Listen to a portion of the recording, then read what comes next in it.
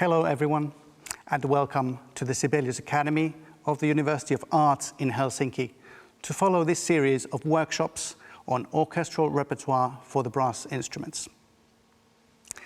As the name of our school suggests, Jean Sibelius and his music play a key role in the Finnish musical life. Naturally, the Finnish symphony orchestras have a strong tradition in playing his music. The Helsinki Philharmonic Orchestra, conducted by the composer himself, gave first performances of most of his orchestral works. In these sessions, the brass teachers of the Sibelius Academy will be working together with our students on excerpts from the symphonies of Jean Sibelius. We will have a session with the French horns, with the trumpets, and the low brass, i.e. the trombones and the tuba.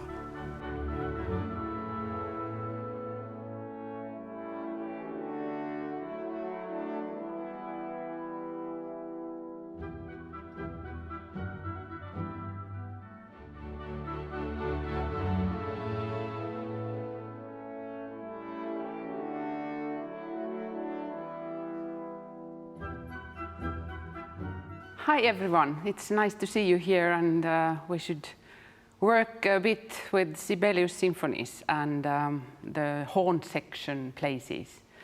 And they are my favorites, and I really like that Sibelius very often uses the horn quartet a little bit different way than normal. It's like very often the solo or quartet solos start from very closed setting, and then the solo somehow opens up, and you can see very clearly visually from the score that's happening. And then like the first horn, who usually has the melody on the top, first is blended with the quartet and then sort of changes like a chameleon to, okay, here's the solo. And then everybody's following the line, and then it comes back to the section. And I think that color is why partly Sibelius sounds like a little bit mystical or dark, or it's a special way he uses the orchestration that way.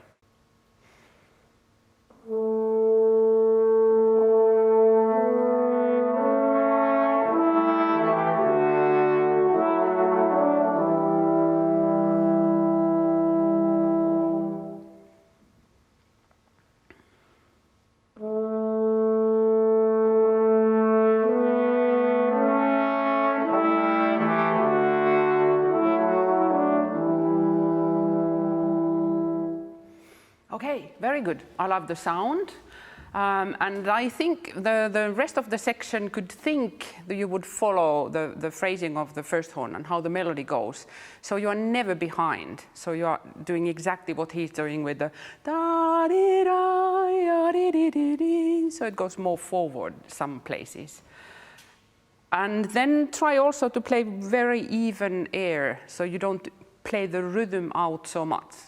Not in the melody either, so a little bit more like a long line together. Okay, one more time. 1 and 2 and 1.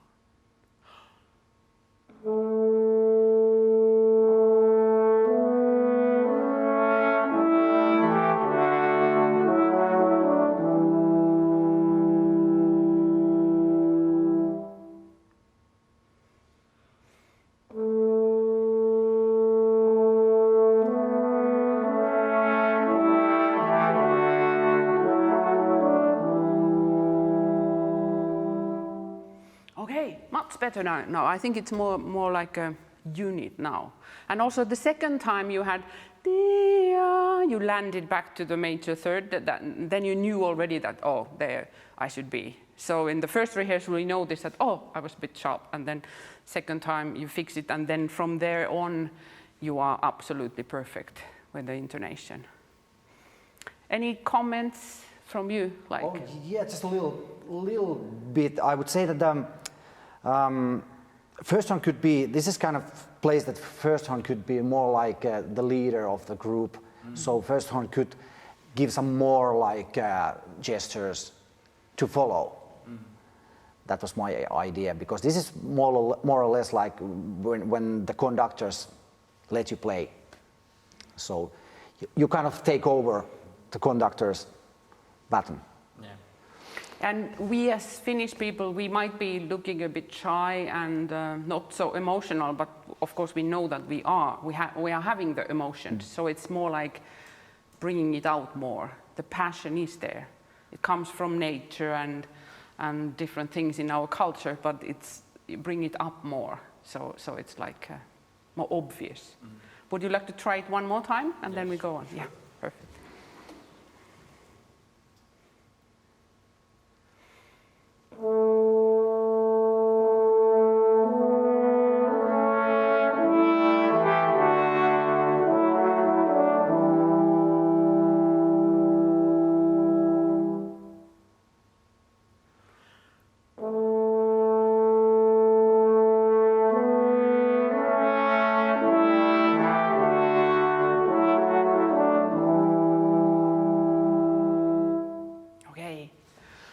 Yeah, it felt maybe easier to be a soloist, like to do it, bring it more forward, yeah. And now the second time when I was showing the line, you played it better somehow. And it's always like being a section and accompanying and thinking, even with the long notes, that where is it going and if we are coming already back from the high point of the phrase. I liked it. Idea when the Finnish radio players played it, it wasn't, there were no any big stretching, they didn't take too much time, and you didn't either. So I think that's the way it is, because there are so many places during the symphonies where you have time to take time. Yeah. So. And the next place is also in the first movement, and it's sort of a little similar, but it's more hidden in the structure or texture in the orchestra. First it sounds like a solo, and then it continues there with other players. And it's a little bit more tricky with the rhythms, so you have to be flexible as a first horn to make the lines, and then equally you have to follow the lines, who only have long notes. Let's hear that one.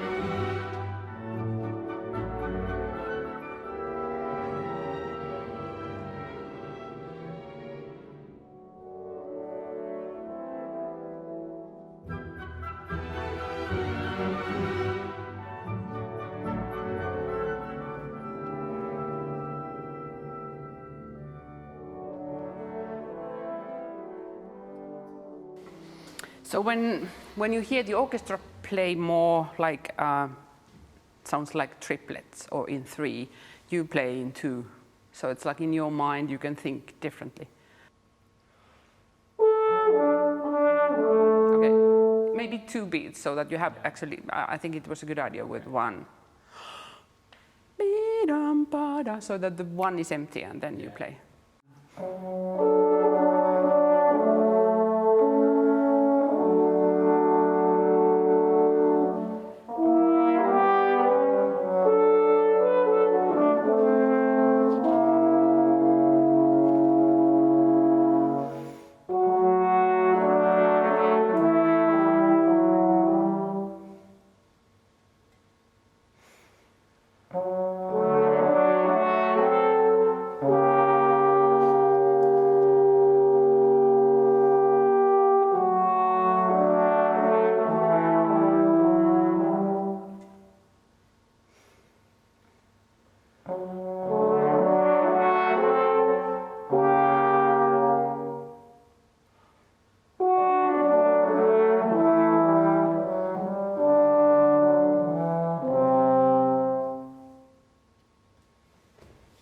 Okay.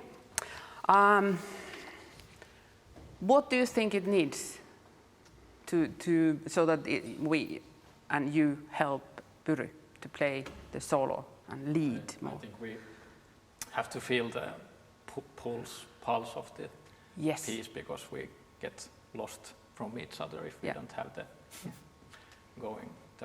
That's very important. Feel the pulse and also like keep the activity. Somehow you were slowing down and a little unsure, but when you're unsure, just think about the pulse more and then trust that pulse and then test, can you trust or are you still late? So do you have to be more active?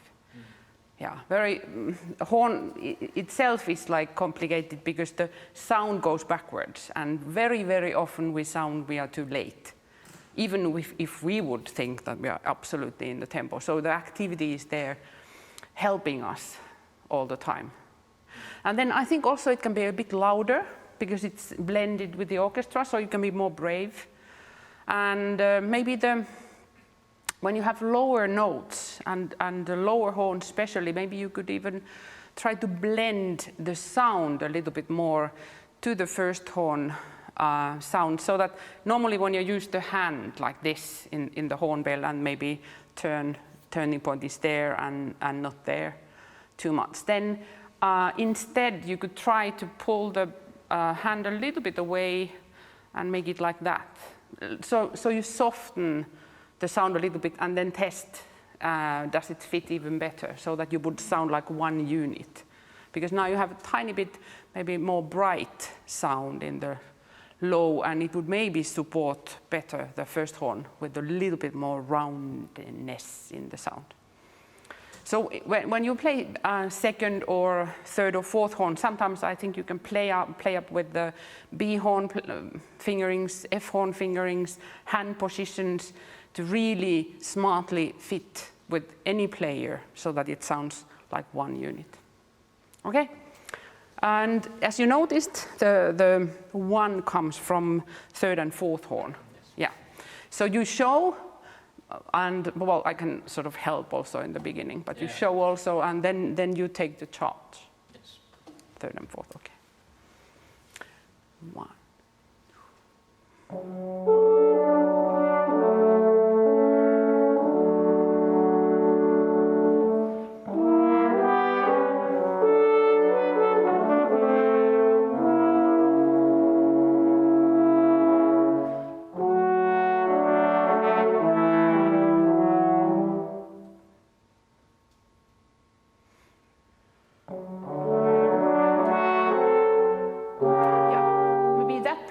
I think you could go a little bit more forward. Ba-di-da-dum, ba. So you go and move a little bit. It's not so static, the tempo. I think you can be more elastic there. Because until there, I think it was already better now with the activity. So once from there, da-di-da-dum, whatever that place is. And guys, one little thing is when you have something to play on the beat, play it kind of out and loud, like audible, but because it's packed of off beats. So whenever you have something on the beat, give it like very good insats or attacks. And of course, the woodwinds would help you with. It's more light and forward going, and then the horns are. It's easier for us to just enjoy the length, but then we need to keep going. Yeah, change the atmosphere a little bit more playful, not so serious, not a little bit away from too dark, and go for like. The children are playing there, and then the horns, maybe they are a little bit more adults, but they follow the activity or something. 1, 2.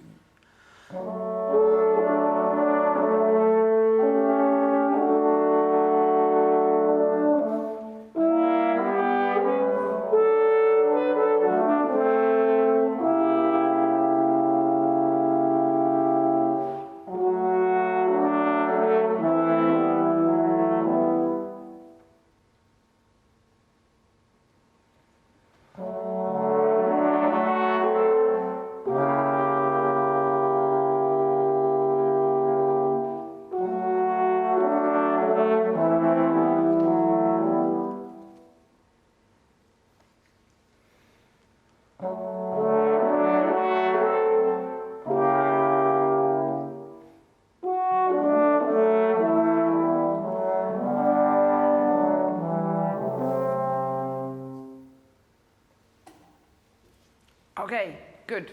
Better sound together, and now also a little bit better in the activity. Yes.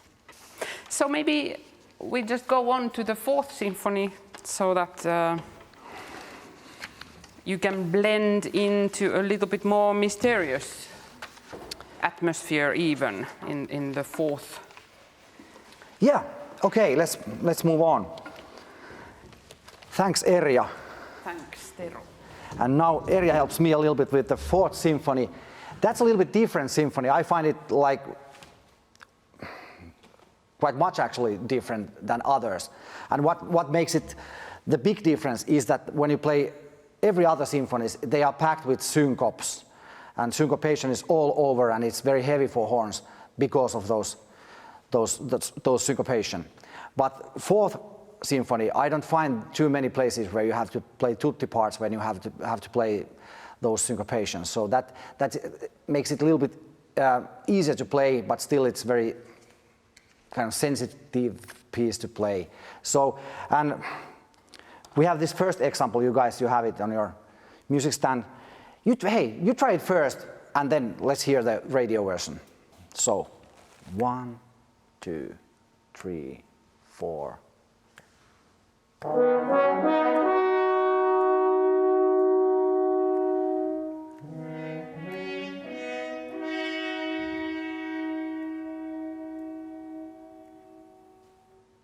Yes.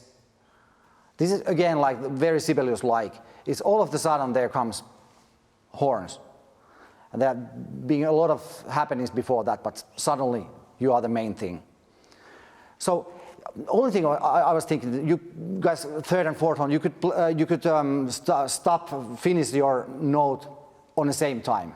Let's do it one more time, and play it like you just played second symphony first place. You be like bold and brave, and doesn't matter if it's like if the dynamics looks like a little bit dangerous, but play it like out and loud and like solo. So one more time. So 1, 2, 3, 4.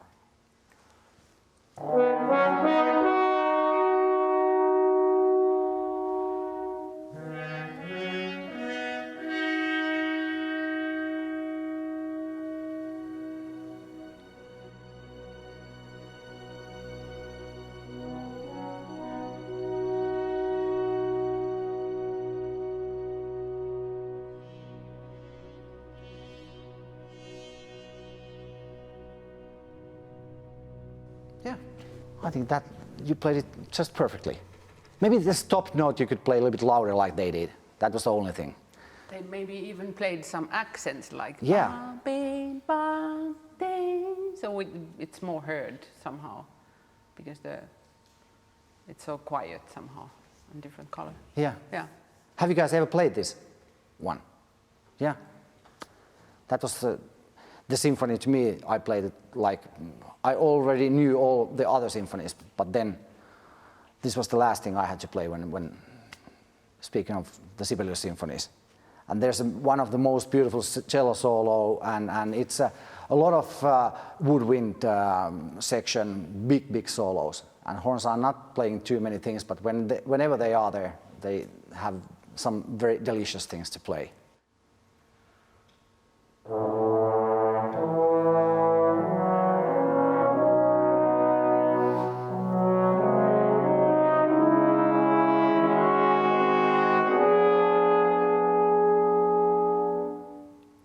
Oh, hey, beautiful chords. Very, very good. Only thing I was thinking that the beginning, you could try to start it softer dynamic wise and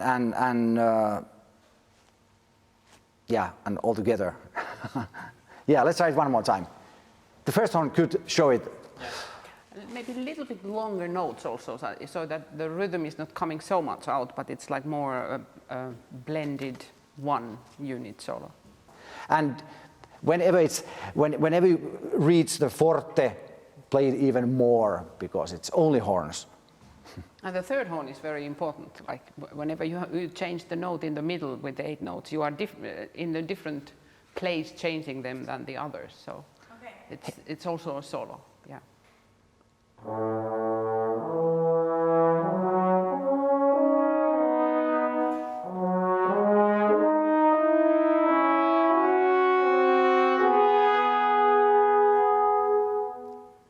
Very nice. You start together and then you start going like your own ways, always on a different time. I mean, you change notes eventually, like not on the same time. And hey, let's play like second and fourth horn once together.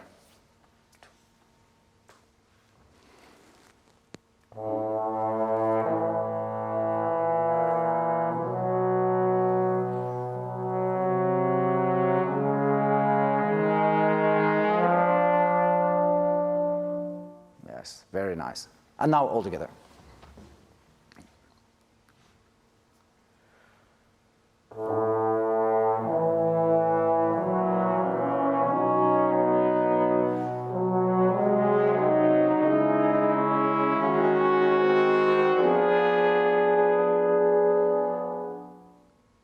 Wow. Yes. Yeah. And with Sibelius Symphonies, I find it always like kind of interesting when you play with different conductors. For example, this place, this could be a little bit faster or even way slower. So that makes it, after all these years, we have played with Erja these symphonies. I think that makes it interesting. And then sometimes there might be even like one symphony, half an hour normally. There could be a 13-minute difference in the recording, depending who is conducting. Yeah, so we can have quite different tempos. Yeah. Yeah. So different tempos. Yeah.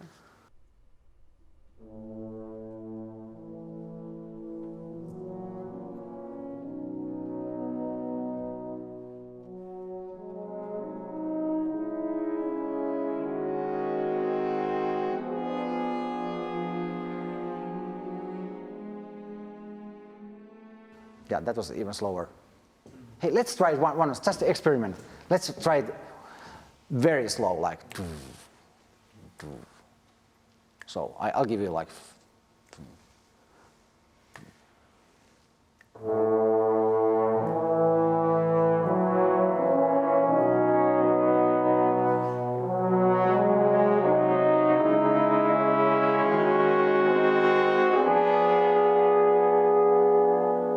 Yes, I love it. It was exactly like Erja was speaking about the mystic feeling, atmosphere. Perfect now. Yeah.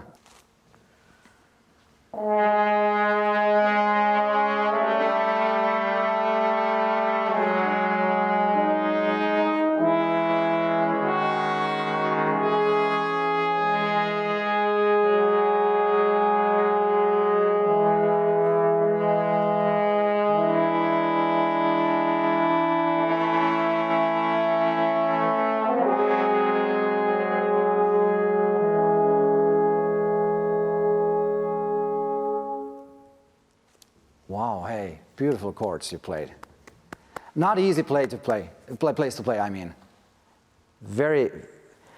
So many things to think about. And again, I would say that when you have something on the beat, when you change your note or when you have something on the beat, please give it like strongly out, because otherwise it's like big. And when the tempo is very slow, maybe it helps you to subdivide. So you think quarter notes or even 8 notes, so that you are absolutely sure when to change the note, so it never slows down. So it's maestoso, but firmly. Yeah. And I would say that when you play this first bar, you all can play it quite loud, but whenever the first horn joins, then you could go a little bit down, then it makes a huge effect when the first horn takes over the whole thing. So hey, let's try it one more time. The tempo was tempo. One of them was good tempo, hey. Okay.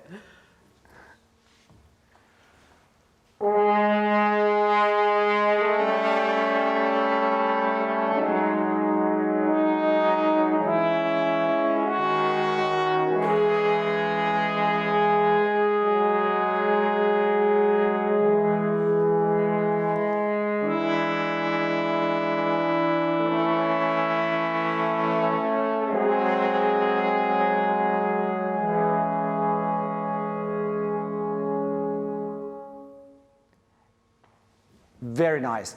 But be careful with the endings. The beginnings and endings, they are always the most important places. Maybe it's not audible because there are so many things, so many other instruments playing with you guys, but still, if you take care of that, your post, it makes the big difference when you think about the bigger picture.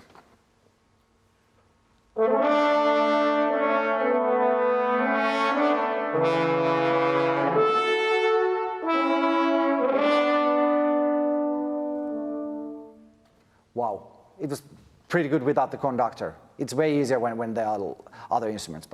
But yeah, only thing I didn't hear was you know what I mean. That's something you could. Why don't you guys play straight like one bar before that?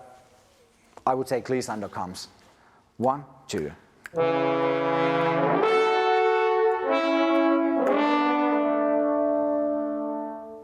Nice. Could you try it 2 different ways? So that the first would be you think half notes, so that you really are like think about the half notes, and then the second time we do it differently. So just I count the 2 before you start, and then concentrate on the half notes like.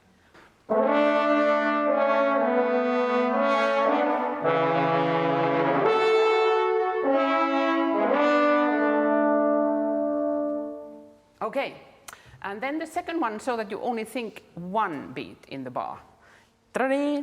Like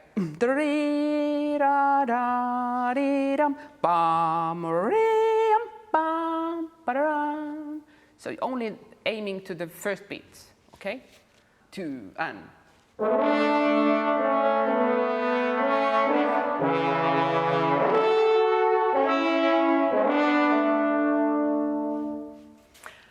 Okay, yeah, it sounds that you are less late with the half note, like 4 bars before the end, with thinking 1 beat at the time, or 1 beat in the bar, I mean. Very often you get more late when you think more small units in the rhythmical way, somehow, not subdividing, but like that. So I think here and later you have a similar thing where it looks quite calm and long notes, but it's totally the opposite. You are very busy, and especially with the brim, like where to aim. So it's usually better if you see the big picture and just where the first bars are and where to aim. Then you are not so much behind. Yeah. Yeah, that's a good point. Maybe conductor is even conducting this whole movement in one. So then it's no use to think about it. Yeah, and still I was a little bit missing like more ruthless glissando part. That because every now and then different sections take over the same thing. So when it's your turn, I'd rather hear the horns like the best. Yeah. So why don't you try it one more time? Like this idea area offered like in 1, and then concentrate to give a lot of air to this glissando thing.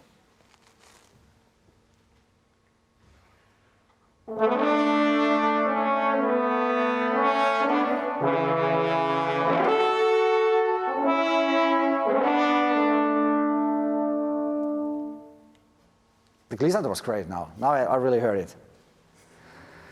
Very nice.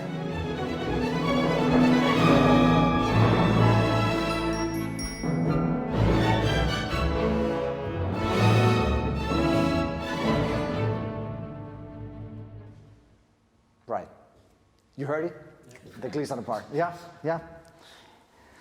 It was there, but it's packed of different instruments on the same time, so that's why you need to bring it out. Guys, I would say thank you. We'll change this horn section and move on to the next symphonies. We thank you so much with the area. Thank you. Thank you. Good playing, yeah, good sound.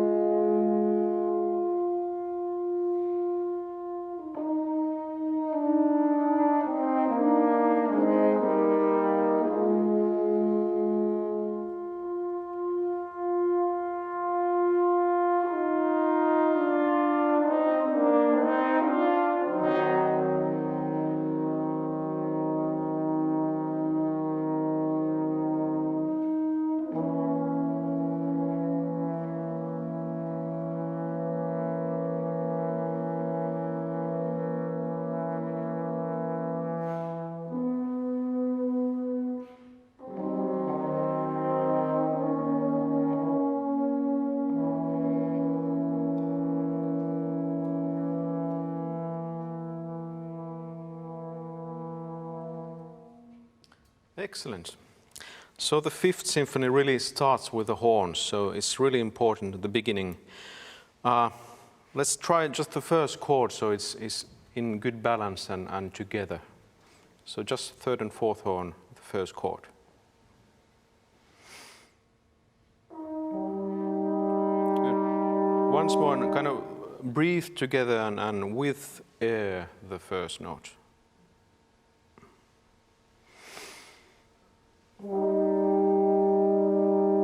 Good. And you kind of emerge from that chord, then first and second horn, and you are too unisono, so not too loud there. Let's start together, try together the beginning.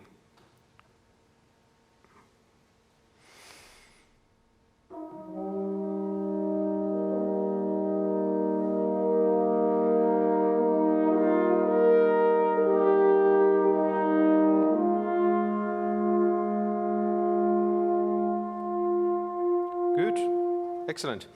And then always, then when we continue, for example, the fourth bar, those of you who start with the B flats come a little bit softer in so that it's not kind of too obvious. So again, and then audible the line downward, but don't emphasize too much. So just like good rhythms, but very sustained line there.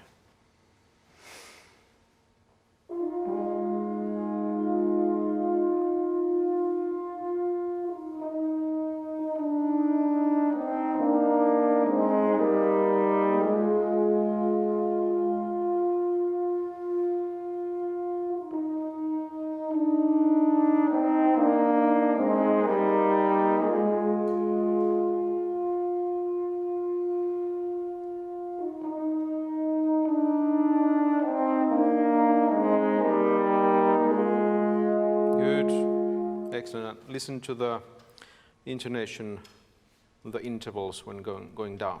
Okay, now we'll listen how Finnish Radio Symphony Orchestra plays this in concert.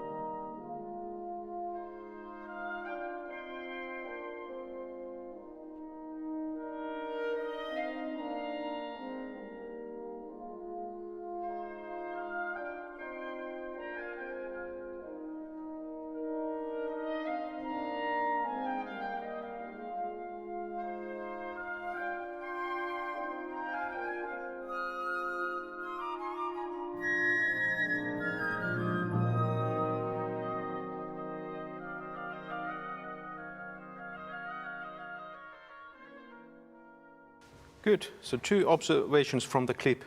The woodwinds have a lot of rhythmic material, so the horns have long notes, but still you need to be really in time. So really rhythmical. We are easily a little bit late there. And then, as you heard, the beginning is the beginning of big symphony, so it can be even more. So Matias, you could give more longer notes, the F and D, and kind of make it a bit wider, the second bar, and a bit louder. And then Iiro, if you can support Matias there in the second bar. So last time we played this excerpt.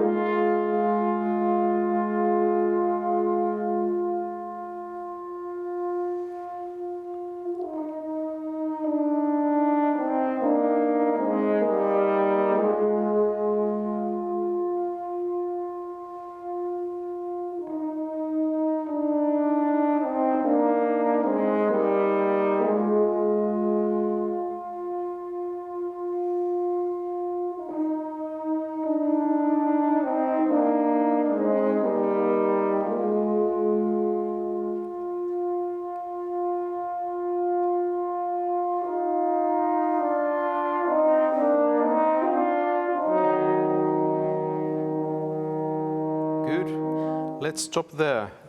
Sibelius has written quite a long accent there. So let's do it slower. Ya, da, da, da, dee, ya. Let's start from A. Good crescendo and then long diminuendo there. 3, 4.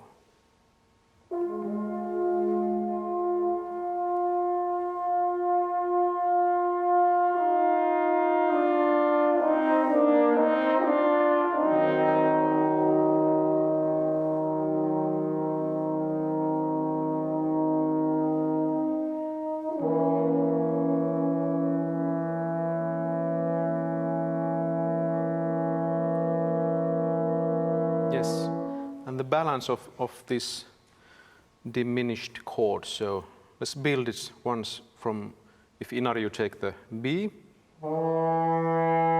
and then we'll take Iiro there. So 2 of you, a bit more Iiro,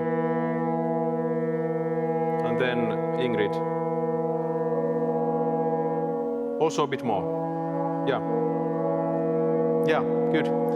So it's mezzo forte, so Inari's nuance dynamic is good there. So match that then. So let's take straight from that bar, beginning of the bar.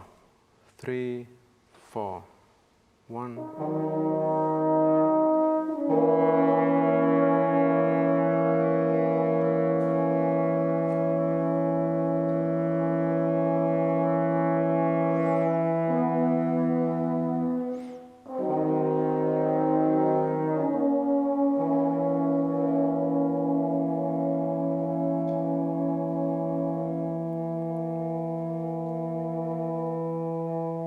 Super.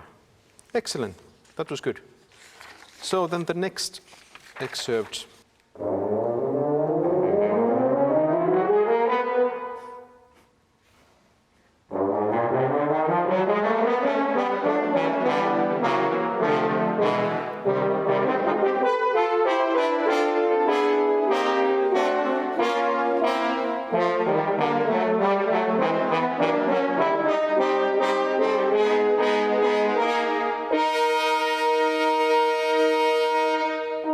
Yes, excellent.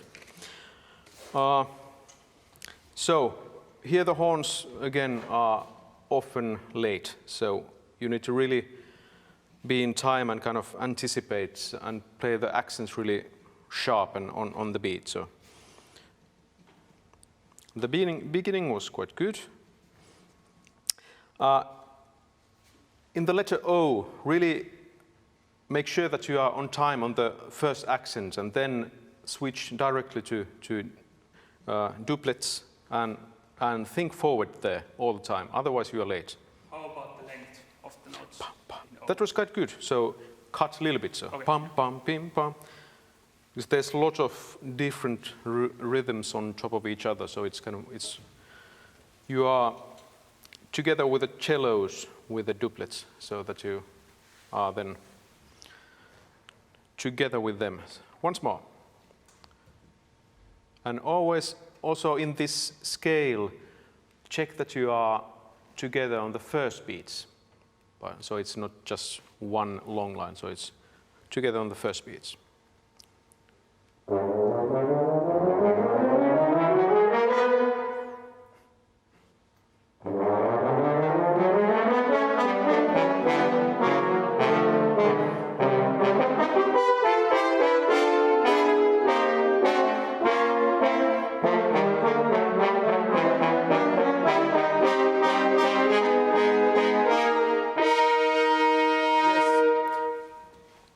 Good.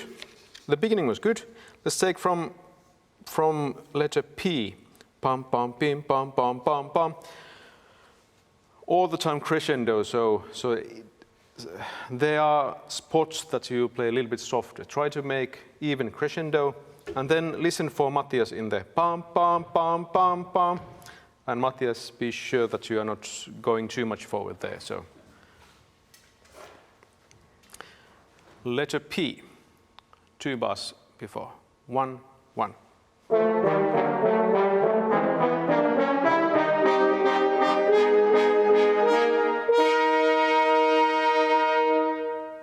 Super.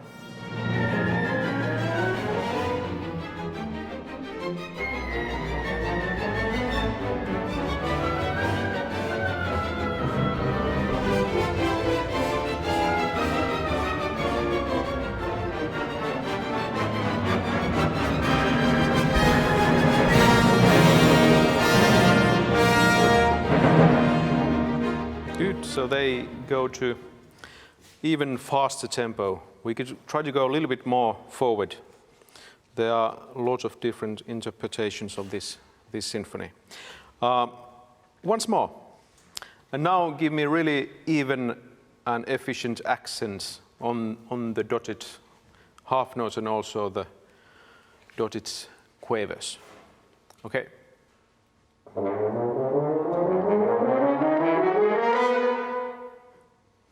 And let's just check this last chord so it's really well in balance. So first let's take second, fourth horn, the B flats.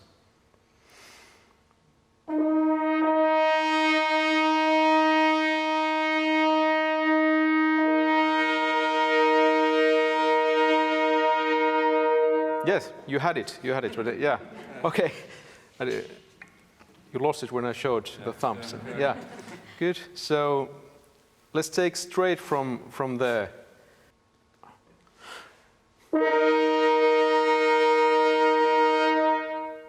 Yeah, I think the B flat is slightly too high there, so listen for that.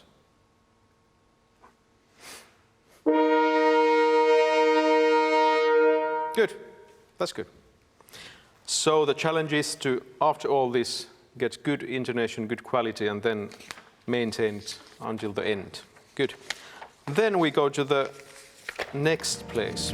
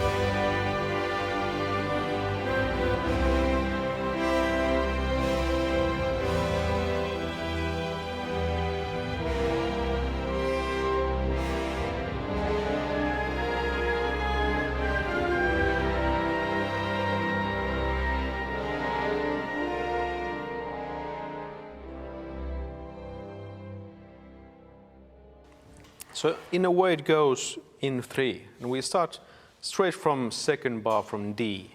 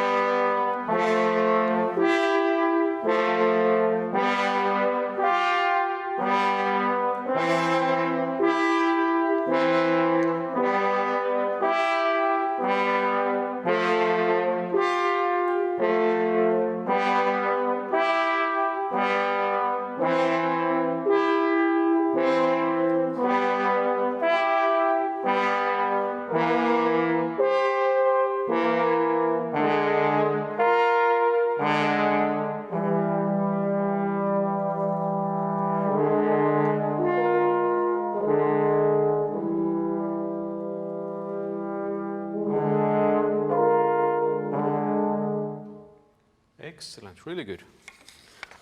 Good balance and control, and also intonation. In this place, you really need to listen for others, and what you could improve is the length of the notes, so they are really together. So first with the lines, so slightly longer, always emphasize the first chord, and just for practical reasons, really think that the air just continues, so it's easier to hit all the correct notes, so don't cut the air at any point, and use support for the first note, and then it's easier to maintain it for other two notes also. Let's play it once more so that you have all the time in mind the long crescendo to the modulation. And then in the modulation we slightly make ritardando and then slightly slower tempo. And then, as you heard from the clip, orchestra plays all the time fortissimo there, so really maintain that forte quality there until the end, then end diminuendo. So once more.